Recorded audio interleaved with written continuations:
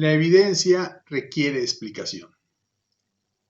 Este video se va a resumir la primera parte del capítulo sobre la descripción general en la teoría de las hidroplacas, que es lo primero que hace el doctor Brown. Es dar una lista de características interesantes y realmente nos lo explica completamente. Quiere que se conozcan estas funciones, por lo que vemos muchas funciones interesantes en la Tierra de hoy. Y naturalmente tenemos curiosidad por conocer y cómo llegar a saber cómo sucedió todo esto en el pasado, en el planeta, y crear una variedad tan amplia de características geológicas. ¿Podemos explicar una explicación para ellos? Primero son las cadenas montañosas, las formaciones plegadas. Así que la primera pregunta que se hacen los geólogos sobre las montañas es ¿cómo se vuelve tan alto? ¿Por qué tenemos algunas montañas? También podríamos preguntarnos por qué algunas montañas, los rangos van por todo un camino a lo largo de un borde, de un continente. Así que tenemos todo un camino desde Alaska hasta la punta de América del Sur, una cadena montañosa continua. ¿Por qué no a lo largo de la costa este? ¿Por qué no a lo largo de otro lado? Así es eso que nos hace pensar, también encontramos algunas cosas realmente interesantes. Montañas que se ven aquí con pliegues de rayas masivas a través de ellas. Estos pliegues son, ¿qué pasó? ¿Cómo se produjeron estos bonitos pliegues curvos? Y ahora lo interesante, para doblar esta montaña hoy se va a romper es roca y apenas si lo aprietas o retaras, por lo que eso implica algo realmente extraño que sucedió en el pasado, algo que sucedió mientras esta roca estaba húmeda o mojada o flexible o alguna otra situación. Estas rocas fueron apretadas, una formación preciosa. Los siguientes son las alturas de las mesetas junto a las principales cadenas montañosas. Por ejemplo, la meseta tibetana que está junto a los Himalayas. Este es un lugar muy plano. ¿Por qué junto a las grandes cadenas montañosas? También toda la meseta de la India, toda la meseta del Ganges. ¿Sí? Este lugar está a muchos miles de metros por debajo del nivel de las montañas. ¿Qué está pasando ahí? ¿Por qué se produjeron estas cuestiones? ¿Por qué hay mesetas? ¿Por qué hay montañas? Entonces, la evidencia requiere explicación. A continuación, también, ¿por qué se formó la cordillera medioatlántica, la cordillera del Atlántico Medio? ¿Cómo se formó? ¿Por qué tiene esa forma? ¿Qué pasa con esto? ¿Qué pasó con el océano que está a continuación? ¿Qué pasó con todo esto? Fuera de página y debajo está África. Y tomando un poco de brillo de aquí, podemos ver qué pasó con esto. Aquí señalamos la cordillera medioceánica del Atlántico, y cómo está esta ruptura a lo largo de toda la corteza terrestre siguiendo una línea. Cómo se para en Arabia, cómo se continúa por todo el Pacífico Sur, por la Antártida, hasta llegar al Anillo de Fuego en el Pacífico, en América del Norte, cómo pasa por, cómo esta cordillera medioatlántica o esta cordillera atlántica también pasa por el Océano Índico, cómo hay una T, esta T es increíble, cómo se van incorporando inserciones. Esto es lo que tenemos que explicar, ¿sí? Aquí hay dos imágenes muy importantes de estas cordilleras en una dimensión tridimensional, para que se pueda ver la diferencia entre esta cresta y esta cresta, las crestas oceánicas. Notar cómo realmente hay diferencias entre las crestas atlánticas y del Pacífico. ¿Por qué esta cresta es tan fuerte, tan dura? Todo eso necesita ser explicado, toda evidencia necesita ser explicada. Entonces, hablemos de eso en el futuro y ahora pasemos a esta foto. Esto sería lo de la famosa Pangea, o sea, las placas que ahora son de dominio público. ¿Por qué existen estas placas? ¿Por qué están así delimitadas las placas continentales? Y, y esta placa continental amarilla y esta que es el Zelandia, que se llama ahora, ¿sí? Puedes ver los continentes debajo. Aquí está Sudamérica y la sección del Pacífico que todo lo caminó. Tienes pequeñas grietas por todos lados. Una pequeña placa por aquí. Es como si hubiera una especie de algo que corrió que separara el mundo, lo que llamamos placas. ¿Qué corrió? ¿Por qué se separaron así las placas? Específicamente de esta forma. ¿Por qué empezó por un agrietado? ¿Qué pasó aquí? ¿Por qué se agrieta realmente la roca? ¿Y por qué en todo el mundo? ¿Por qué no es una cuestión local? Se agrietaron los continentes en el primer lugar, que requiere una cantidad asombrosa de energía. ¿Cómo se hizo? ¿Qué pasó? ¿Qué sucedió? Buenas ideas para este próximo capítulo. Entonces vamos a buscar que las evidencias requieren explicación. La siguiente imagen muestra cómo se verían los continentes si se ajustaran, ¿sí? Cómo sería la famosa Pangea. Vean cómo se vería a Sudamérica con África, a la Antártida con Australia, con la India. Esto es cómo encajan los continentes en esta nueva visión. Esta nos daría la idea de cómo sería la Pangea. ¿Sí? África con Norteamérica, con Asia, con Groenlandia, con Sudamérica, con África. ¿Sí? Se puede hacer inclusive un trabajo de recorte para poder armar y jugar cómo estaban estas placas continentales. ¿Sí? Entonces, ¿cómo giraron los continentes? ¿Cómo giraron las placas para que encajaran como están ahora? Y esto, digo, se puede hacer fácilmente haciendo recortes continentales. Y esto no es fácil de lograr. Esto es, ¿qué pasó realmente? Así que veamos algunos problemas que hay atrás de esto y vamos a ver qué pasó. Vamos a ver que esto es una forma mucho más acabada.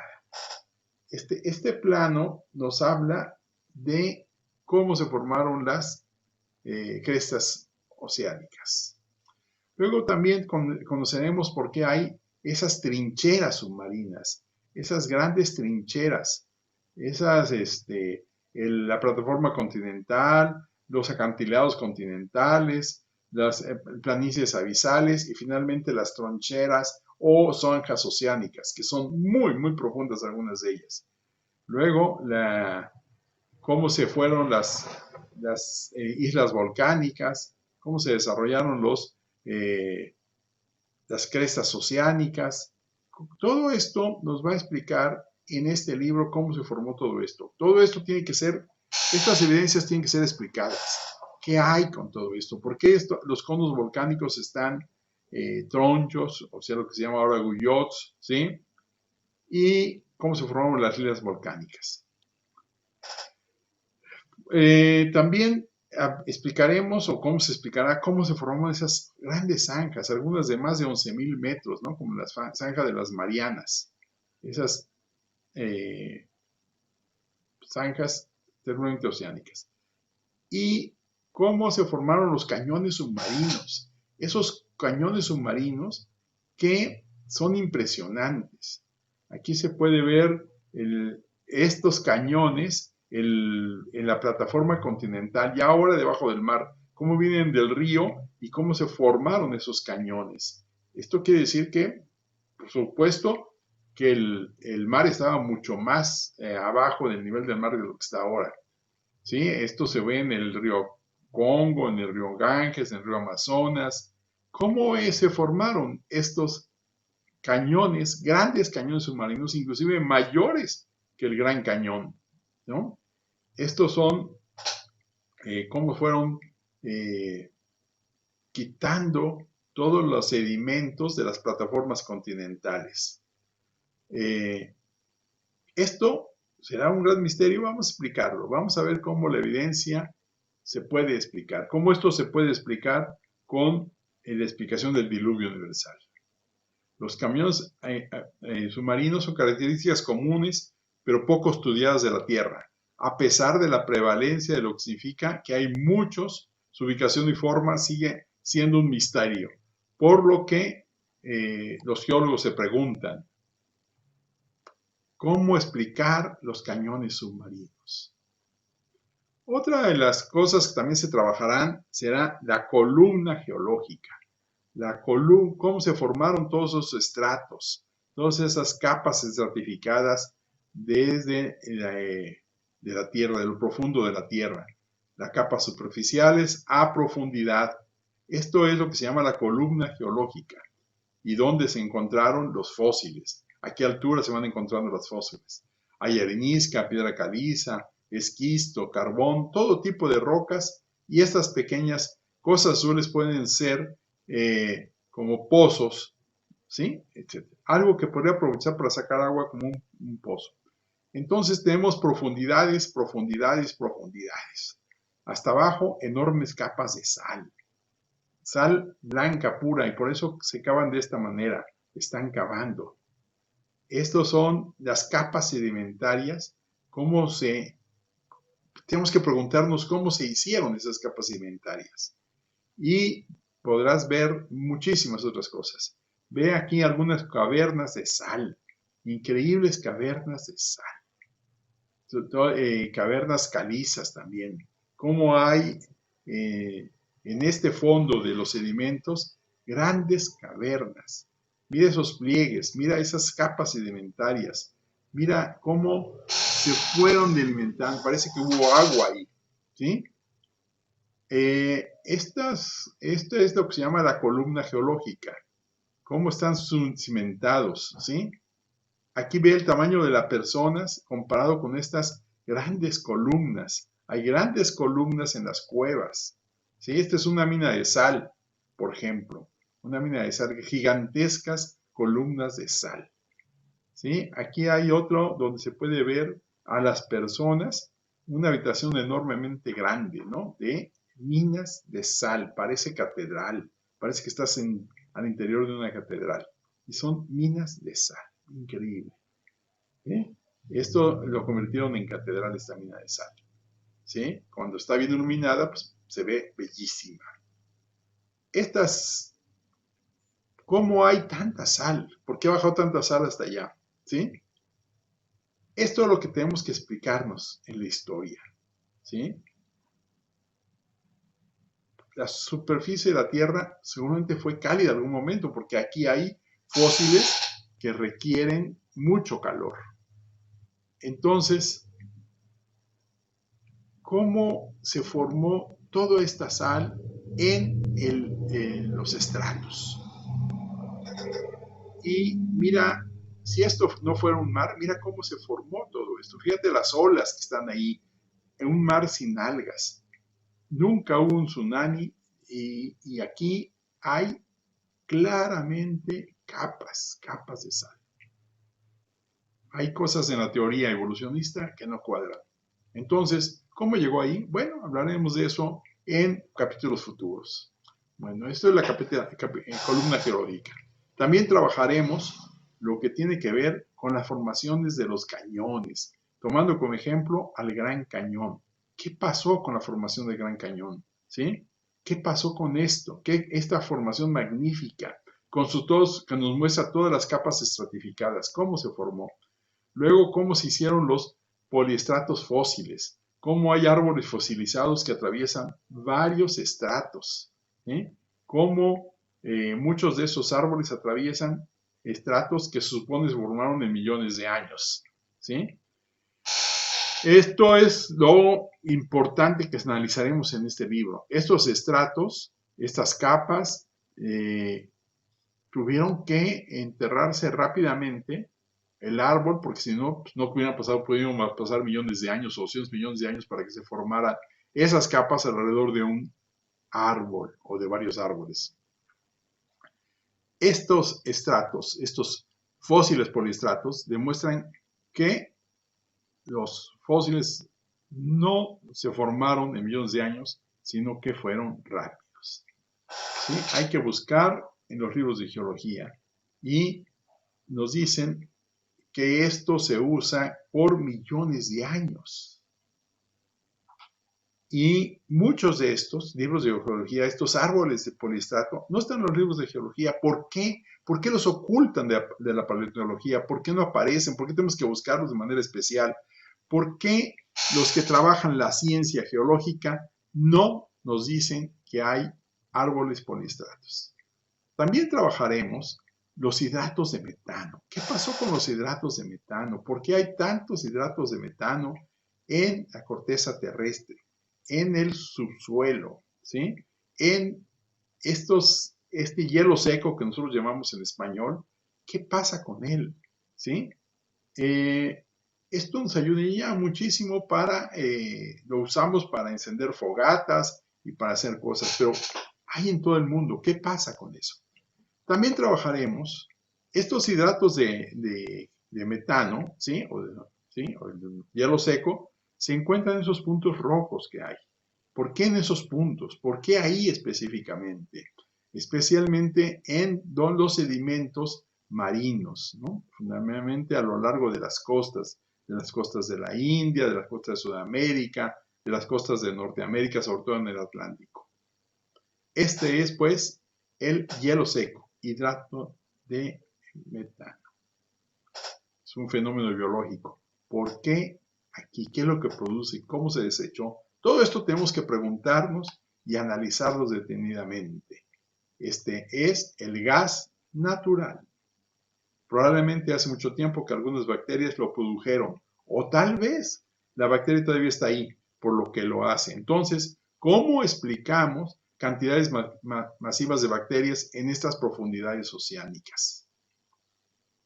Lugares donde dicen que hay más gas natural enterrado en este hielo que en el hielo profundo de todos los demás depósitos de gas natural en el mundo, en el planeta combinado, hecho que crea más energía, pero ser cosechado en estos hidratos de metano que todos los recursos de carbón del mundo. Así es como veremos si puede haber una explicación de cómo ocurrieron. Trataremos de entender por qué se produjeron esos hidratos de carbono.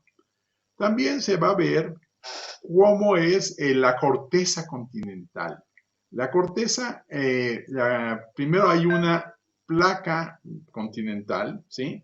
En el mar está digamos, la plataforma continental. Esa plataforma continental se extiende por debajo del mar. Luego viene por supuesto,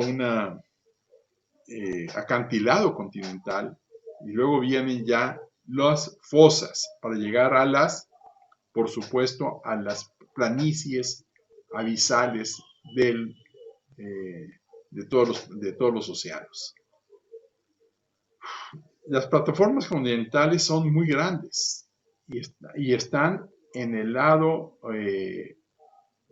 oriental, sobre todo en América y también en el lado Atlántico. Mirando esta imagen, podemos ver la diferencia entre estos dos tipos de costras, la costra oceánica, o sea, la corteza oceánica y la corteza continental. También veremos por qué hay fallas, cuáles son las fallas, cómo se dan las fallas, cómo se da la sobrecarga, cómo está la distribución de los lugares de la Tierra que han fallado, por qué se mueve la corteza terrestre de un lado a otro, ¿sí? ¿Por cuánto se ha movido? ¿Por qué pasa esto? ¿Sí? Se produjo una falla de un lado y del otro no se movió, o se movió de un lado para otro. ¿Qué pasó realmente? ¿Sí? Y este empuje excesivo en lugar donde las capas se empujaron hacia arriba. O sea, vea cómo las capas están hacia arriba. Algo lo empujó desde abajo. Pero estas capas muchas veces son enormes formaciones de capas que resistieron. Y nos preguntamos, ¿qué pasó aquí? ¿Cómo se levantaron todas estas capas? Otras cosas son los volcanes pasados y presentes. ¿Qué pasa con los volcanes? ¿Sí? Los volcanes es mucho misterio. Sabemos de dónde viene el magma desde abajo. no muy lejos de la Tierra, pero tenemos este magma caliente, burbujea y sale.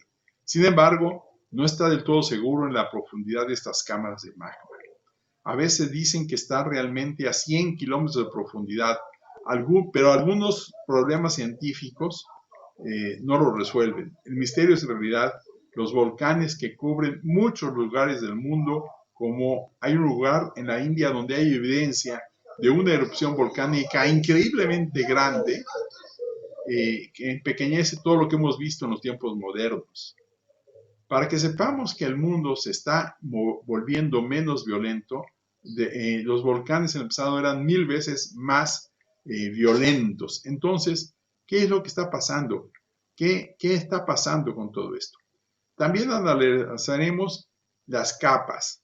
Esto está en Detroit, en la carretera de Pensilvania.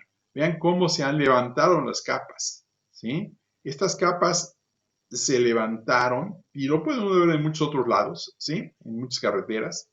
Y la roca sedimentaria tiene esquisto o carbón, ¿sí? Capas que fueron suavemente modeladas. Tienen que estar húmedas cuando se levantaron porque no se quebraron. Vean cómo se levantaron y no se quebraron. Vean como si fuera un molde húmedo cuando uno trabaja el barro, ¿sí? Si hubiera estado seco, pues no se hubiera permitido doblarlo, se hubiera quebrado en pequeños pedazos y desmenuzado. Pero realmente hay un pliegue. Entonces, trabajemos ahora dónde se encontraron los fósiles, en qué estratos se encontraron los fósiles. El problema de explicar los fósiles es por qué están ahí, ¿sí? Porque explicar los fósiles no es nada fácil, ¿sí? Por ejemplo, aquí están los fósiles de coral, ¿sí? En los dorsales oceánicos. También en los dorsales oceánicos existen los volcanes submarinos, los volcanes de humo negro, ¿sí? Muchas sales escapan de ahí, se evaporan y forman estas estructuras en forma de gusanos, de tubo y almejas que se juntan alrededor y hacen una pequeña comunidad alrededor. Todo esto pasa en los fumadores negros. El agua caliente viene de ellos, por lo general dicen que abajo y luego se calienta.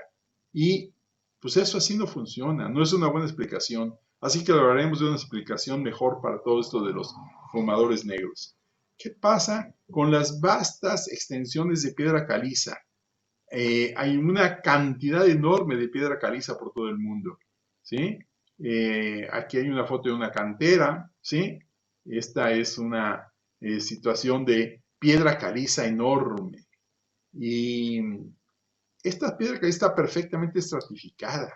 Vean cómo el tamaño de los estratos de piedra caliza. Parecen juguetes las máquinas que están, por ejemplo, en esta cantera, donde se extrae cal, cemento, mármol, ¿sí?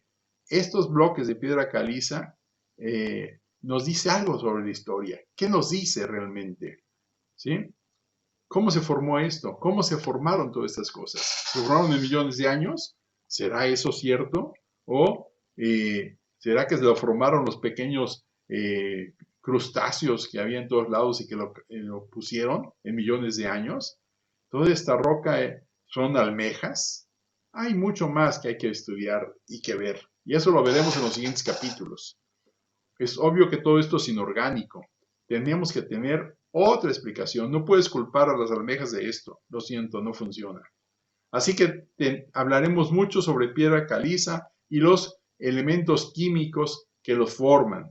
Si esta piedra caliza se formara en la superficie de la Tierra, habría tanto dióxido de carbono que sería terriblemente tóxico para la vida. ¿Qué otra cosa hablaremos, entre otras cosas? Hablaremos del carbón y de los lugares donde está, de los grandes depósitos de carbón en la roca.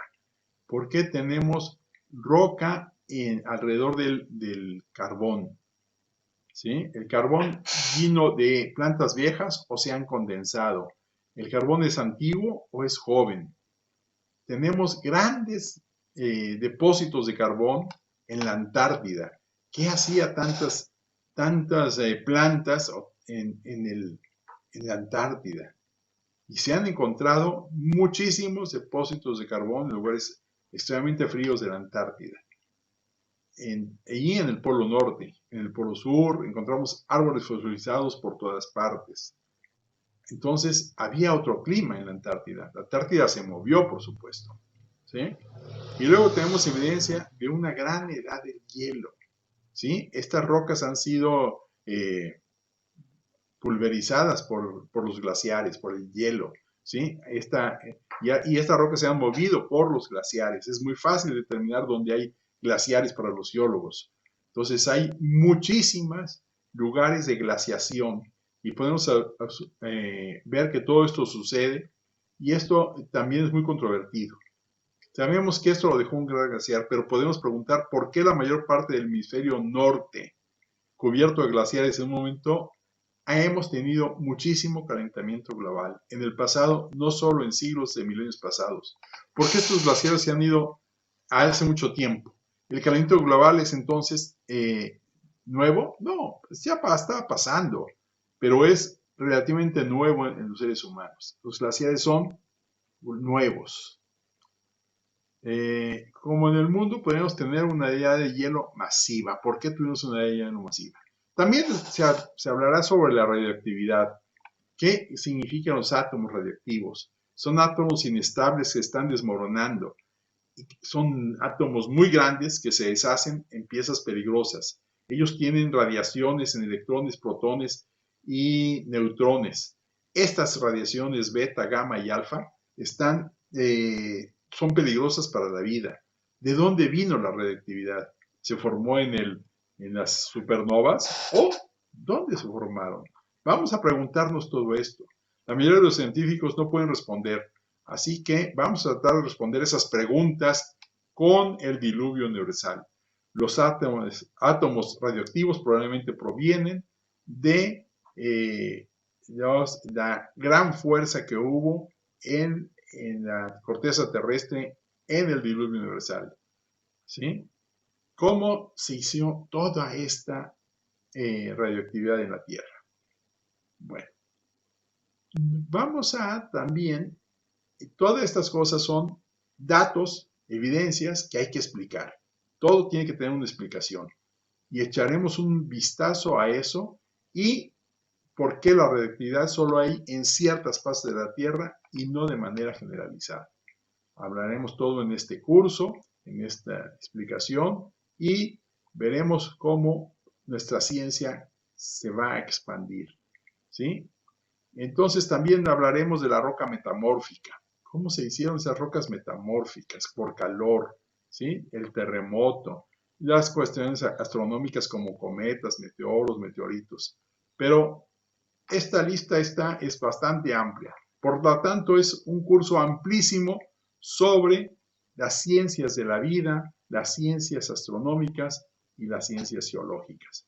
Entonces, bienvenidos a esta maravillosa explicación. La evidencia requiere explicación. Vamos a explicar toda la evidencia geomorfológica, genética, evolucionista, todo lo que tenemos que ver para ir viendo cómo explicamos estos datos a la luz de la teoría de la hidroplaca y a la luz del diluvio universal. Bienvenidos a esta aventura, va a ser bien importante. Esperen el siguiente video. Gracias.